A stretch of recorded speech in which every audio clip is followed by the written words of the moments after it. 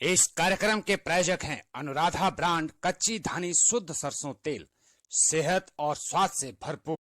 नमस्कार, आप देख रहे हैं गढ़ावाज। मैं हूं महावीर सिंह रमन आपके साथ।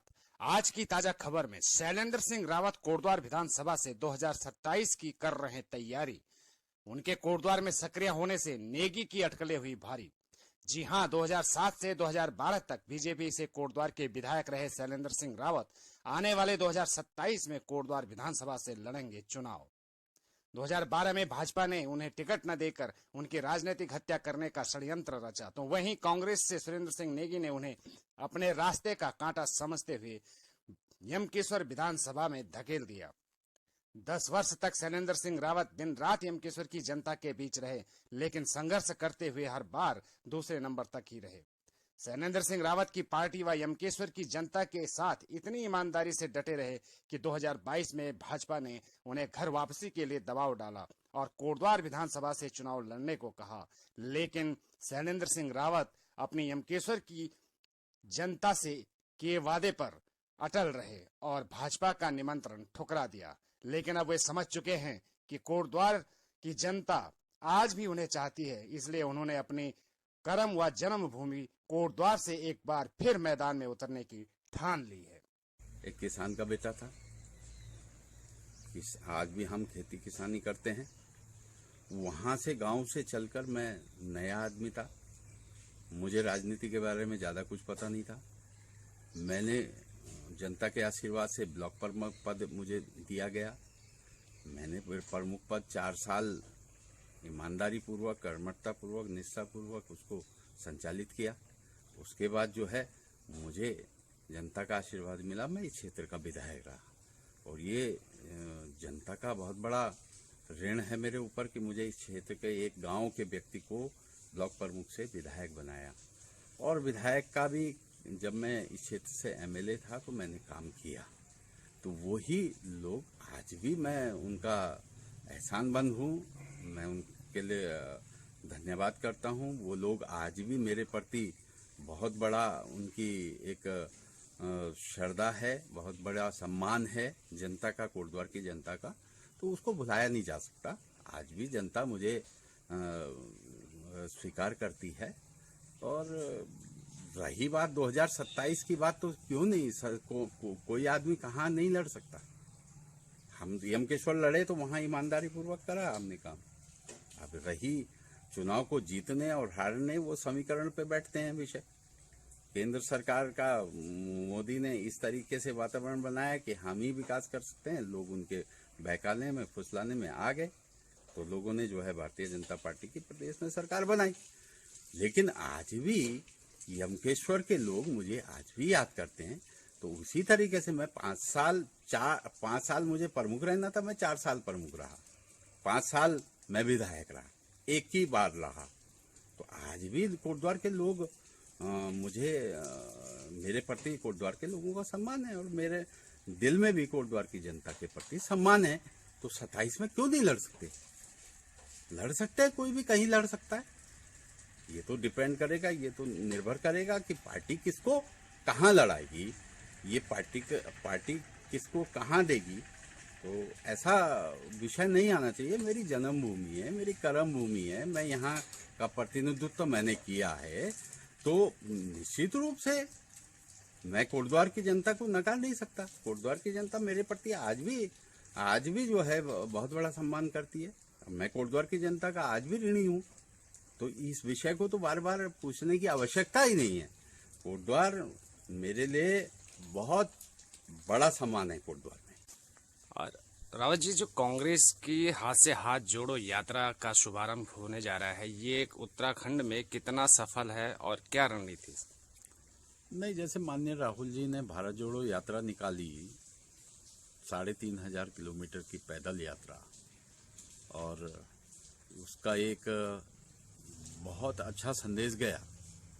उसी परिप्रेक्ष्य में माननीय राहुल जी हर गांव में, हर विधानसभा में नहीं जा पाए।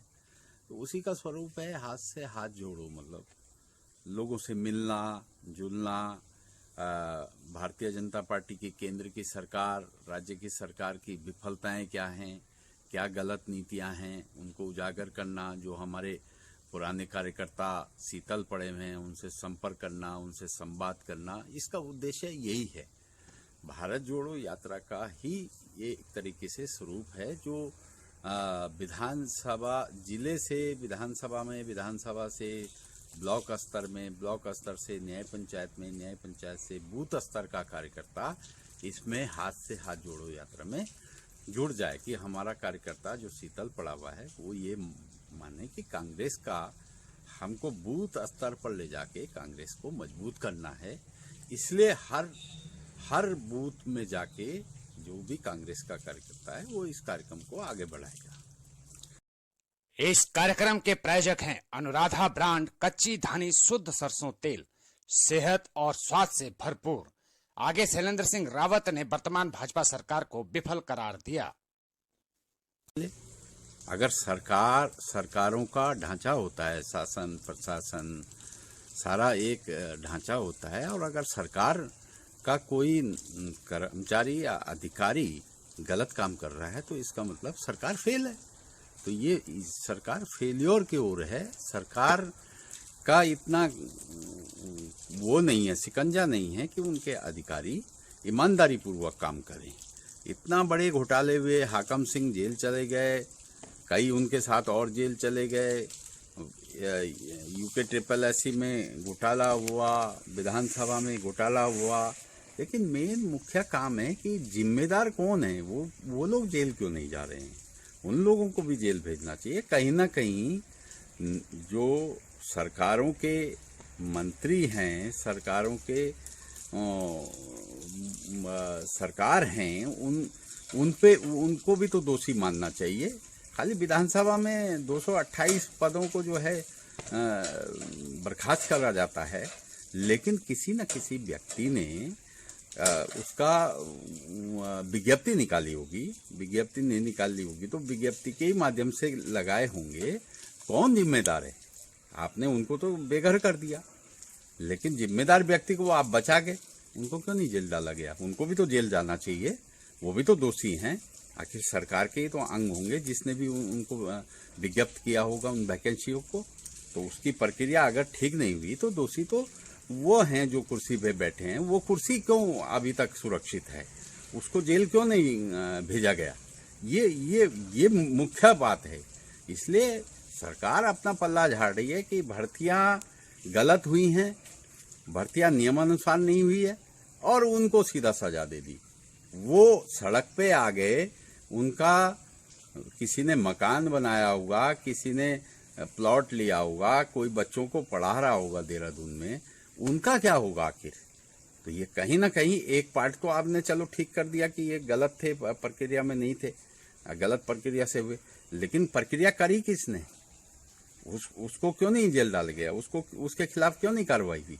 तो सरकार इसमें सीधा सीधा बचाव की मुद्रा में है। अपने को सुरक्षित करके जो है लोगों में ऐसा संदेश देने का काम कर रही है कि साहब हमने तो वाहवाही लूट रही है, हमने तो बहुत जो अपने हाथ से अपनी पीठ थपथप करने का काम कर रही है। ये बड़ा दुर्भाग्य है इस प्रदेश के लिए। जी, कुल मिलाकर के हमारे युवाओं के जीवन के साथ खिलवाड़ किया जा रहा है। बेरोजगारों के साथ तो अन्याय हुआ इस सरकार में। बेरोजगारों को जो है इस सरकार ने जो है नजरअंदाज किया। इतने घोटाले हुए, इतनी वैकेंसियां अभी खाली पड़ी हैं। तो ये सरकार जो यूथ है हमारा, उसके साथ बहुत घोर अन्याय किया इस सरकार ने।